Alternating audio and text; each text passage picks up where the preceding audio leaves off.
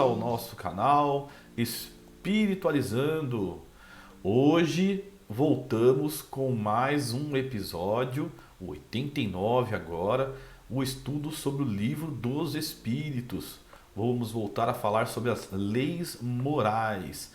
Isso muito bacana, continuação do nosso último episódio, número 88. Se você não assistiu, volta lá, assiste porque tá muito bacana. Você que está chegando agora no nosso canal, dá um cliquezinho aí no nosso vídeo, curta. E se você não gostar, lá no finalzinho você descurte, não tem problema nenhum, né? Agora aproveita, já sobe lá na parte principal da página, clica no sininho, já marca lá para receber todas as notificações e você vai ficar atento aí com o recebimento dos nossos vídeos quando a gente subir na plataforma, ok? Nós estamos trabalhando com o Livro dos Espíritos hoje, você está vendo, né?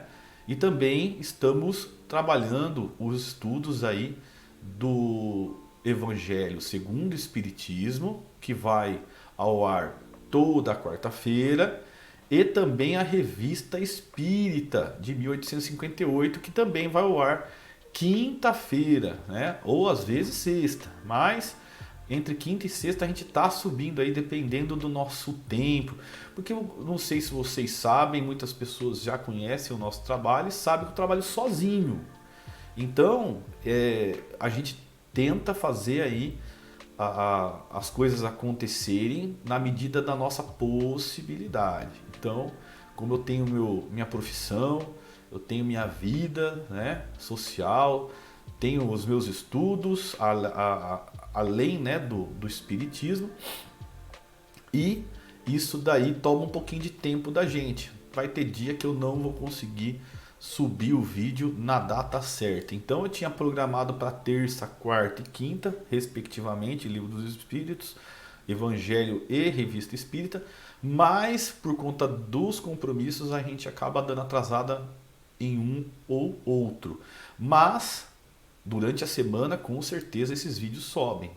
E como eu estou fazendo a edição, estou gravando agora para vocês e editando, então isso dá um pouquinho de trabalho e acaba, né, como a gente sabe, trabalho leva um pouco de tempo e a gente acaba não conseguindo cumprir com as datas e horários aí que a gente tinha estipulado.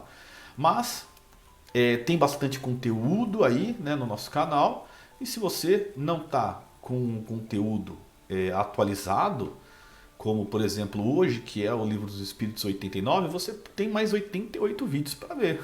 Então, maratona aí, faz a sua maratona, vai assistindo. O vídeo aí até o episódio praticamente 80, tem 1 hora de duração.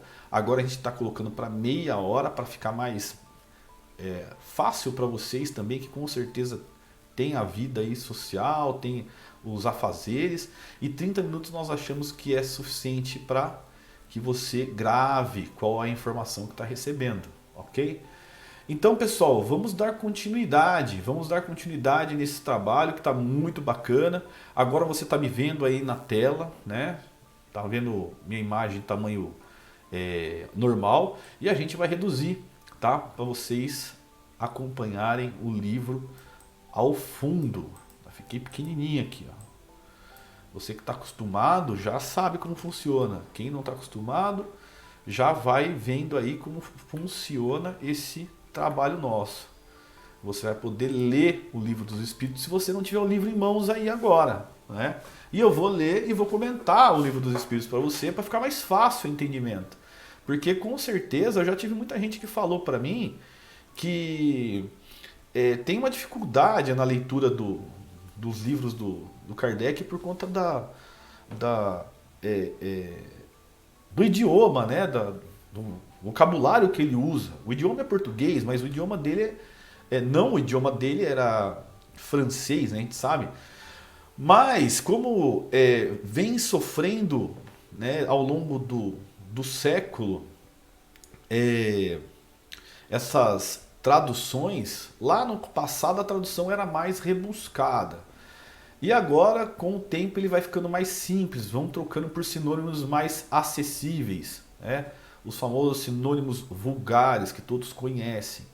Mas eu gosto muito da linguagem antiga porque a gente aprende aí um vocabulário que é rico, né? É um vocabulário rico e o que mais falta hoje na sociedade é o vocabulário rico, né? As pessoas estão deixando se levar pela facilidade e o nosso idioma vai ficando cada vez mais pobre. E a gente tem aí o Livro dos Espíritos que enriquece, demonstra pra gente o quão diversificado é o nosso idioma, que eu tenho muito orgulho, né? Nosso idioma português vindo com toda honra, né, e glória lá de Portugal. Então, vamos para cima, pessoal. 628 é a pergunta que está no capítulo da lei divina ou natural, que fala aqui, que é o subcapítulo, né, do capítulo principal, que é as leis morais. Ó, conhecimento da lei natural.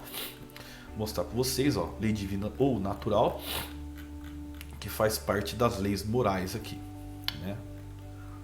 Lei divina ou natural. Acho que eu devo estar confundindo com o Evangelho segundo o Espiritismo, que lá está, eu acho que nas leis morais. De qualquer forma, eu acho que dá pra gente ir de boas aqui. Vamos continuar então com lei divina, lei natural então, vamos lá. Bom, calma aí, eu não vou descansar enquanto eu não ver.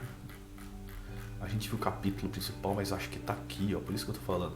Ahá, eu não estou errado. Parte terceira das leis morais, estamos aqui, ó, lei divina ou natural.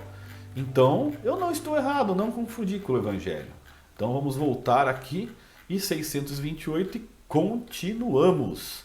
Porque a verdade não foi sempre posta ao alcance de toda a gente. A gente estava falando na última vez aí sobre as verdades distribuídas, né, igualmente a todos. Então, aos poucos, esse conhecimento foi sendo revelado. E aí, vem sendo aí, conforme você pode ver do vídeo anterior, que houve uma gradatividade com relação a passar, né, para o ser humano as informações pertinentes à nossa evolução, pertinentes aos fenômenos espirituais, pertinentes à nossa própria vida como espírito, né? Porque nós não somos, né, pessoas carnais, nós não somos humanos, né? Nós somos espíritos vivendo uma experiência humana.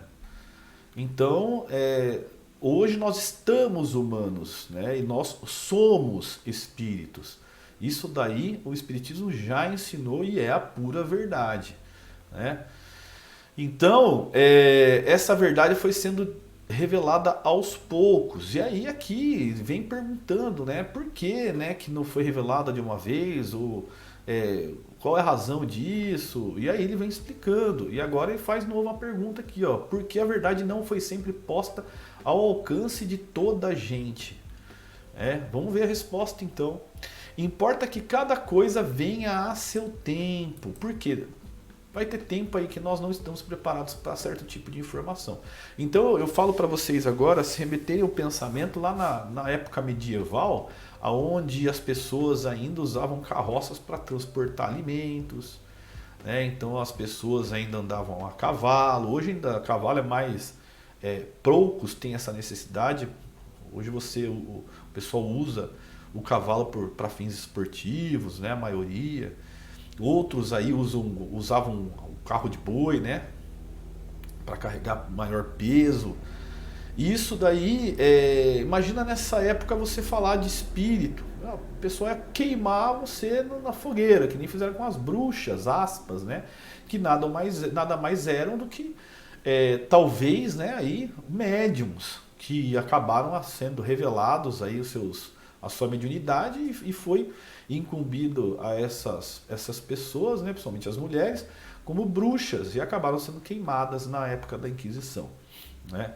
O que é uma coisa muito terrível e com certeza nós estivemos, né, envolvidos nisso daí, fazendo maldade, por isso que a gente está aqui ainda. né? Importa então que cada coisa venha a seu tempo. A verdade é como a luz. O homem precisa habituar-se a ela pouco a pouco. Do contrário, fica deslumbrado. Então é a mesma coisa você estar saindo do escuro e de repente você abre a janela, né, com aquele sol no seu rosto, aquela luz, e você fica até meio, né, tentando assim recobrar ali a situação, porque dá um pouco, dá um choque. Para nós humanos, em relação ao conhecimento, é a mesma coisa. Então nós precisamos nos habituar à luz para depois receber as informações. Não adianta você receber de cara um monte de coisa, não vai dar tempo de mastigar, isso não vai entender nada e vai ser um trabalho jogado fora, né? Jamais permitiu Deus que o homem recebesse comunicações tão completas e instrutivas como as que hoje lhe são dadas. Então ele fala, o Espiritismo é uma dádiva de Deus, é uma oportunidade que Deus está dando para nós, nos passando em comunicações, né, instrutivas e completas. Então, coisa que nunca tinha acontecido. Havia, como sabeis, na antiguidade, alguns indivíduos possuidores do que eles próprios consideravam uma ciência sagrada e da qual faziam mistério para os que, aos seus olhos, eram tidos por profanos. Então a gente vê, né, ciência sagrada. Aqui, quando a gente fala em ciência sagrada, mistério e profanos, a gente vai lembrar da maçonaria, né? A maçonaria que escondeu os seus segredos para não revelar aqui para aqueles que eles consideram profanos. Isso daí sempre teve, né, na sociedade, não só os maçons, mas todos aqueles que portavam algum tipo de trabalho científico, eles selecionavam um grupo e dentro desse grupo aí eles faziam os estudos e revelavam aí seus segredos gradativamente entre eles.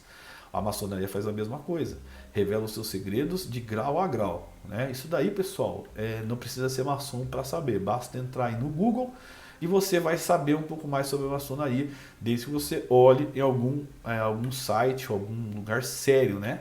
Que não vá falar que lá tem trabalho de seita, desses negócios, porque aparentemente não existe isso, né? Inclusive, muitos aí falam que eles leem até mesmo a Bíblia antes de começar suas sessões. Então eu não vejo como que existe um trabalho de satanismo relacionado à Bíblia de Jesus, né? O Novo Testamento ou o Antigo Testamento. Então, se é pelo Novo Testamento, então aí menos que tem relação com coisas erradas aí com relação a essa parte de magia negra, essas coisas que eu não acredito que a maçonaria tenha, tá? A gente conhece muita gente que é maçom e que não dá para vincular uma coisa dessa àquela pessoa, né? Por caráter, pela obra das pessoas que a gente conhece. Então, vamos tomar cuidado aí para não apontar sem saber o que acontece. Você tem que ter conhecimento de causa antes de acusar, ok? Então vamos lá. Pelo que conheceis das leis que regem esses fenômenos, deveis compreender que esses indivíduos apenas recebiam algumas verdades esparsas dentro de um conjunto equívoco e, na maioria dos casos, emblemático. Então, na medida que a pessoa vai experimentando, vai ganhando um conhecimento, algumas verdades são liberadas, olha só, verdades esparsas, né? Na maioria aqui emblemático, para que a pessoa vá absorvendo aos poucos e não receba o choque do conhecimento de uma vez.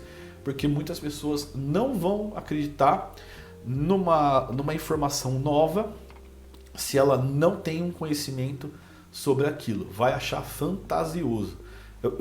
Na maioria das pessoas hoje isso acontece. Vamos lá, se a gente chegar e falar assim que já está sendo possível a realização do teletransporte, por exemplo, de massa à distância, então você sai daqui e vai para os Estados Unidos sem você precisar de um transporte, né? Será que as pessoas vão acreditar nisso se falar que está acontecendo agora, nesse momento? A lá David Copperfield, né? A pessoa não vai acreditar. Por quê? Porque ela sabe que isso não é possível. Será que não é possível mesmo? Então, se a pessoa começar a receber as informações gradativamente, ela começa a acreditar. É que nem o telefone, quando foi inventado, né? Foi por Graham Bell, né?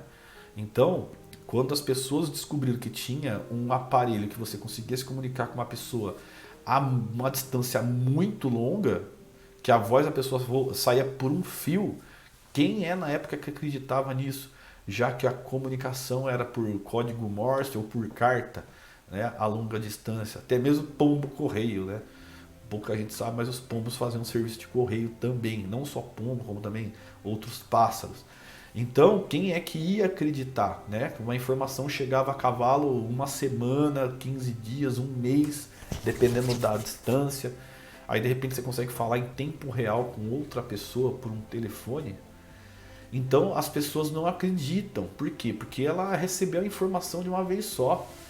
Se ela vai vendo aos poucos acontecendo, ela passa a acreditar e ela passa a absorver também o conhecimento. Por isso que é importante ser gradativo. É a mesma coisa você querer ensinar coisas da faculdade para uma criança de 3 anos. Não vai resolver nada, ela tem que ganhar o tempo.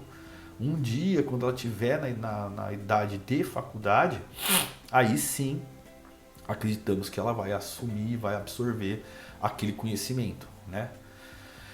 Entretanto, para o estudioso, não há nenhum sistema antigo de filosofia, nenhuma tradição, nenhuma religião que seja desprezível, pois em tudo, pessoal, há germes de grandes verdades. Olha só, há germes de grandes verdades. Vamos lá de novo. Em tudo, pessoal. Por isso não podemos desdenhar de nenhuma religião, porque todas estão corretas, mas elas não têm a verdade absoluta. Ela tem grandes partes de verdades, ó. Tem germes de grandes verdades. Então a gente não pode ter aí o erro de olhar para uma outra religião ou um religioso e apontar o dedo e falar que a pessoa está errada, porque nós não somos donos da verdade. A gente acredita que existe vida após a morte? Sim, acredita. É absoluto? Para mim é, porque eu já tive a oportunidade de ver. Para aqueles que não viram ainda, né, que não tiveram a oportunidade de ver, então essas vão duvidar bastante, até mesmo se fizer parte da religião, né, mesmo vendo alguns fenômenos, mas às vezes não vai conseguir comprovar. Então, se você está nesse bojo, não duvide também do que a outra pessoa está falando. Se ela falar que a dela é a correta, ela também não pode dizer que é a mais correta de todos. Tem que ter aí essa parcimônia, tem que ter o equilíbrio, né? Então, se você não quer que nos acusem, então não acuse também. Deixa as pessoas aí curtirem aí o seu momento naquela religião, porque aquilo está ajudando ela, está tirando ela de um caminho ruim, né? Isso é muito importante, porque se não fosse para não existir, se fosse para não existir, aliás, Deus não permitiria e essas religiões já teriam caído por terra, ok? Então vamos lá. Então, pois em tudo há germes de grandes verdades, que se bem pareçam contraditórias entre si, dispersas que se acham em meio de acessórios sem fundamento, facilmente coordenáveis se vos apresentam, graças à explicação que o Espiritismo dá de uma imensidade de coisas que até agora se vos afiguram sem razão alguma e cuja realidade está hoje irrecusavelmente demonstrada. Então, para quem é sério e estudou o livro dos Espíritos desde a introdução, não vai desprezar o Espiritismo. Não vai desprezar o Espiritismo porque é explicado dentro de uma teoria científica a existência dos fenômenos espirituais e da vida após a morte. Ok? Por que isso? Como assim, Rafael? Como que pode?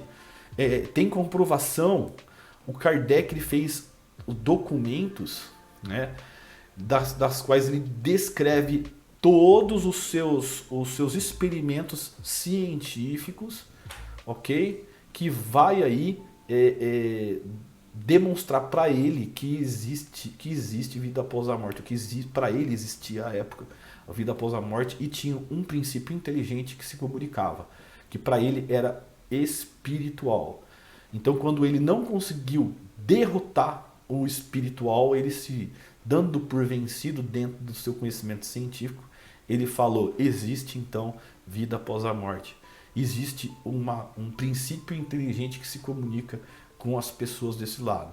Né? E ele foi chegar à conclusão que eram pessoas que já estiveram aqui, encarnadas, e que agora do outro lado, né, fora da matéria que nós conhecemos, né, elas se comunicam conosco, né? Então, por meio de vários tipos de sistema que nós estamos aprendendo na Revista Espírita agora.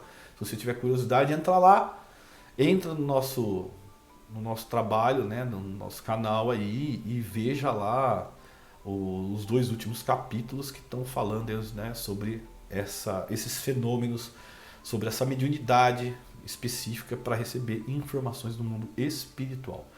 Então ele fala assim: não desprezeis, portanto, os objetos de estudo que esses materiais oferecem. Ricos eles são de tais objetos e podem contribuir grandemente para a vossa instrução. É para nós isso, pessoal, para nossa instrução, ok? O bem e o mal. Vamos falar do bem e do mal? Vamos lá então, pessoal. Eu não quis rimar, eu juro. 629, então. Que definição se pode dar da moral? Moral, pessoal. E aí? Vamos lá? A moral é regra de bem proceder. É a regra de bem proceder. Isto é, distinguir o bem do mal. Então, quando você consegue distinguir o que é o bom e o que é o ruim, o bem e o mal, você está colocando à prática a sua moral. Ok? Funda-se na observância da lei de Deus. O homem procede bem quando tudo faz pelo bem de todos, porque então cumpre a lei de Deus. Vamos lá, de novo. O homem procede bem quando tudo faz pelo bem de todos, porque então cumpre a lei de Deus. Então, pessoal, quer estar bem, faça o bem. Ok? Por quê? Porque está cumprindo a lei de Deus. 630. Como se pode distinguir o bem do mal? O bem é tudo o que é conforme a lei de Deus. O mal, tudo o que lhe é contrário. Assim, fazer o bem é proceder de acordo com a lei de Deus, e fazer o mal é infringi-la. Pessoal, dá para entender até agora sem muitas explicações. A gente consegue entender o que é o bem e o mal aí, né? Se você não sabe distinguir o que é o bem do mal, vai se tratar. Procura um psiquiatra, você pode ter algum transtorno perigoso aí, viu? Porque aquele que age sem imaginar se está fazendo bem ou mal, né? Aquele que já está aí com algum tipo de transtorno psiquiátrico, que não estou brincando não, é sério. Sabe aí que tem pessoas que tem esse transtorno aí, né? Psicopatia. A psicopatia, a pessoa faz o mal e não tem qualquer tipo de pudor, sem sentimento algum, né? Então, tomem cuidado. Vamos lá. Tem meios o homem de distinguir por si mesmo o que é bem do que é mal? Sim, quando crê em Deus. Quando crê em Deus. E o quer saber. Não basta crer em Deus, tem que querer saber também. Deus lhe deu a inteligência para distinguir o bem do mal. Então aqui você usa a inteligência. Por mais que você não seja bonzinho, você sabe se é o que é o bem e o que é o mal. Porque você usa a inteligência, né? 632. Estando sujeito ao erro, não pode o homem enganar-se na apreciação do bem e do mal e crer que pratica o bem quando em realidade pratica o mal? E aí vem uma máxima do mestre Jesus. Jesus disse: vede o que queríeis que vos fizessem ou não vos fizessem. Tudo se resume nisso. Não vos enganareis. Olha só. Vede o que queríeis que vos fizessem. O que é essa frase, pessoal? Faça para os outros aquilo que você quer que façam para você. Então não faça com os outros aquilo que você não quer que as pessoas façam contigo. É isso que ele está falando aqui. Vede o que queríeis. Então vede, vê o que você quer que as pessoas façam para você. Vede o que queríeis que vos fizessem ou não vos fizessem. Então, você vê o que você quer para você ou o que você não quer para você. Tudo se resume nisso. Não vos enganareis. Então, se você pensar, vou fazer com as pessoas aquilo que eu gostaria que fosse feito para mim, você não vai se enganar. É isso que ele fala. Então, aí você distingue o bem do mal. O que é o bem? Tudo aquilo que eu quero para mim. O que é o mal? Tudo aquilo que eu não quero para mim. Simples, olha só. Quase que matemático. Se não for matemática pura isso, né? É porque não envolve números. Mas é exato, é absoluto, né? Dentro da bondade divina isso, né? Claro, né? Não vamos pensar em coisas aleatórias às questões divinas. Tudo que é divino, tá? Porque tem gente que gosta de coisa ruim para ela, né? Tem gente que é masoquista. Então não estamos falando nisso, estamos falando de ponto de vista divino, né? Ponto de vista divino. 633. A regra do bem e do mal, que se poderia chamar de reciprocidade ou solidariedade.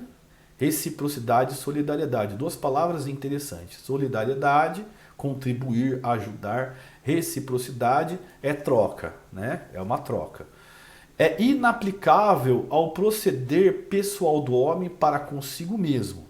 Então, a regra do bem e do mal, que se poderia chamar de reciprocidade ou de solidariedade, é inaplicável ao proceder pessoal do homem para consigo mesmo. Achará ele na lei natural a regra desse proceder e um guia seguro? Então, olha só, ele até fala que sinônimo é reciprocidade e solidariedade. Essa troca, né? Então, você contribui, você serve, você é solidário. Recíproco é praticamente sinônimo mesmo, né? Quando comeis em excesso. Então ele fala assim, achará ele na lei natural a regra desse proceder um guia. Né? Como que eu posso sistematizar isso se eu sou um cara sistemático? Então ele fala assim, quando comeis em excesso, verificais que isso vos faz mal. Então se você comer até, né, você pode explodir, você vai se sentir, não que pode explodir pessoal, mas vai se sentir pachado. Você não vai conseguir respirar, não vai conseguir tomar um copo d'água, você vai passar mal. Isso se não fizer, dar uma indigestão aí ou qualquer coisa assim, você tem que botar tudo para fora, né? Sei lá, de repente ter um problema, né, no aparelho digestivo. Então você sabe que se comer em excesso vai te fazer mal. É isso que ele está falando aqui. Pois bem, é Deus quem vos dá a medida daquilo de que necessitais. Vos dá a medida daquilo de que necessitais. Então, se você come até pachar, você está passando além do que é necessário. Então, a gente está falando aqui de como descobrir, né, um sistema para identificar essa aplicabilidade da solidariedade, a regra do bem e do mal. Aí ele continua, quando excedeis dessa medida, sois punidos. Então, se eu passar da medida, eu sou punido. Na comida é a mesma coisa. Se eu passar da medida, eu passo mal. A minha punição é passar mal. Em tudo é assim. A lei natural traça para o homem o limite das suas necessidades. Lei natural. Se ele ultrapassa esse limite, é punido pelo sofrimento.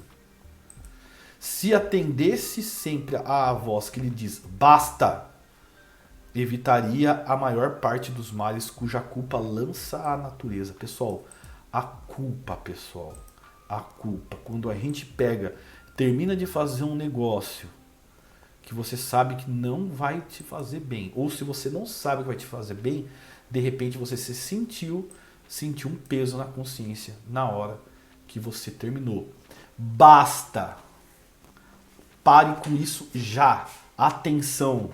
Se você sentir um peso na tua consciência, o que é o peso na consciência? Quando você pega e o negócio te incomoda, você fez e fala, putz, nossa, não tá certo, eu tenho que parar com isso, porque tá errado. Por mais que aos olhos de todos aquilo seja uma coisa boa, né? Mas para você tá fazendo mal, para, porque isso vai te prejudicar. E se não prejudicar na carne, vai te prejudicar em espírito. Porque ele começa primeiro prejudicando o espírito, para depois ter reflexo na carne. Então, cuidado. Se você sabe que é errado, para. Vou tomar uma cachaça bem gostosa. Pá, tomou.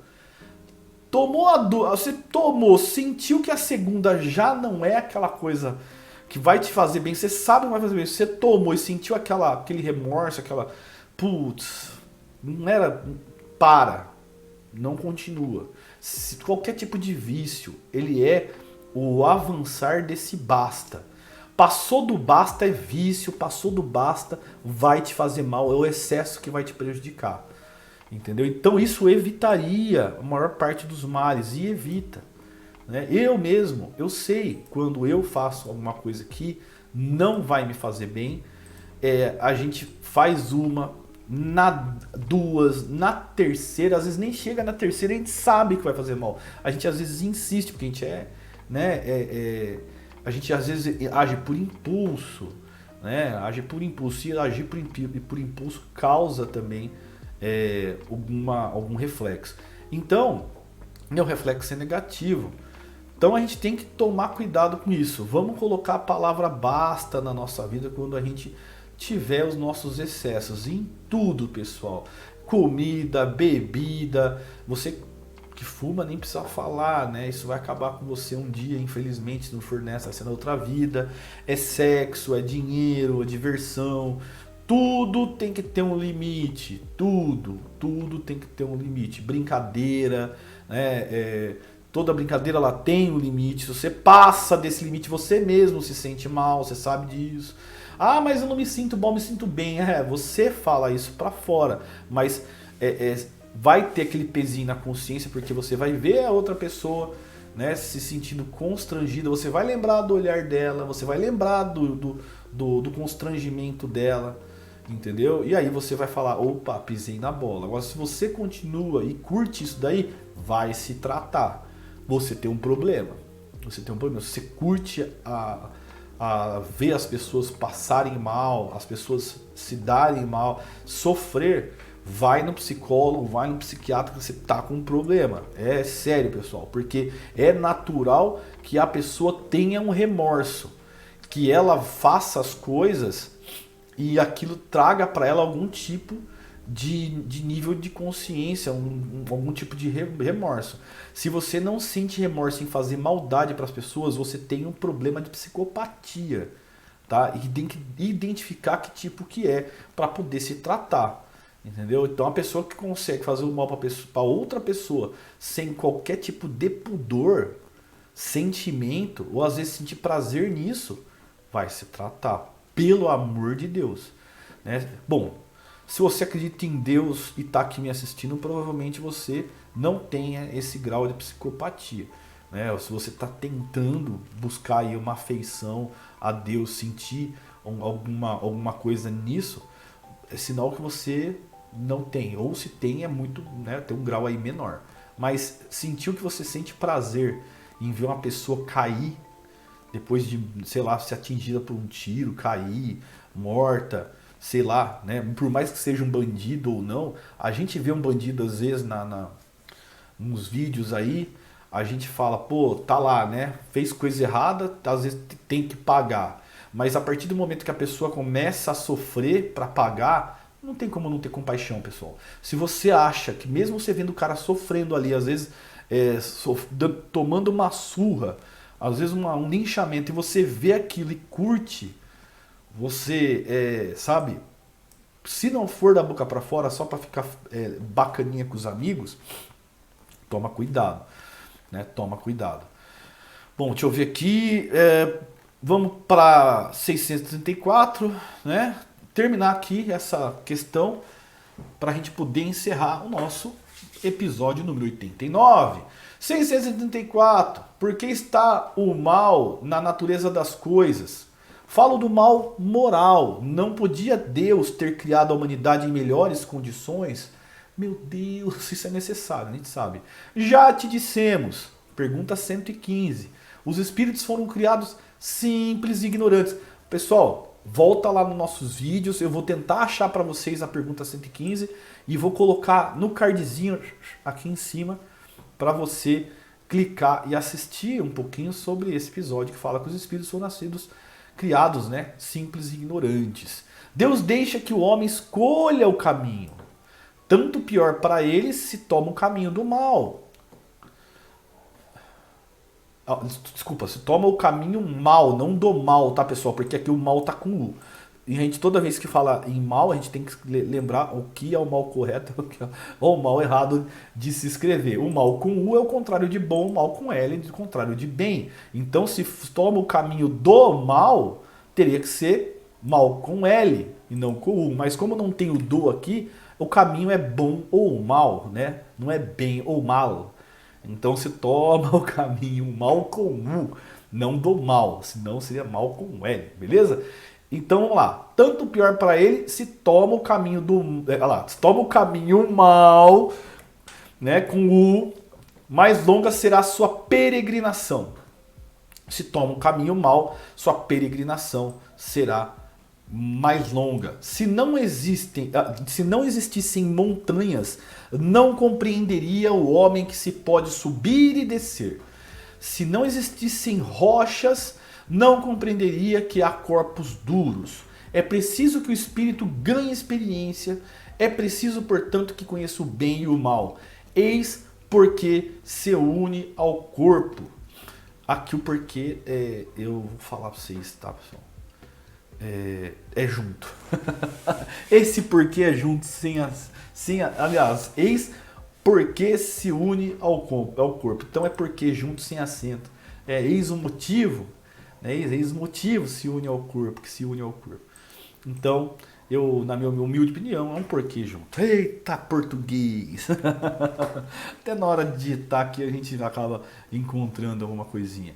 Pergunta 119, então você que vai estar lá no episódio vendo o 115, que vai aparecer no cardzinho lá atrás, que eu falei para vocês, já aproveita e estica até o 119, que tá ali pertinho, Beleza, pessoal, foi bom ter vocês comigo, não se esqueçam aí de se inscrever no nosso canal, curta aí o nosso vídeo, se você curtiu lá no começo, não descurta agora, por favor.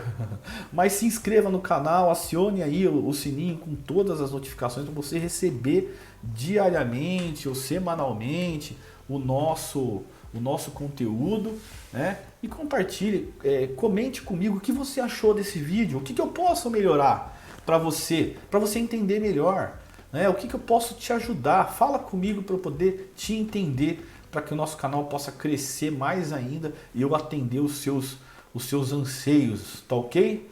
Eu tô meio carente, pessoal. Fala comigo aí, por favor. Pessoal, um grande abraço para todos. Tenham uma excelente semana, excelente dia, excelente ano e assim por diante. Tá bom? Fiquem com Deus. Até mais. Tchau, tchau.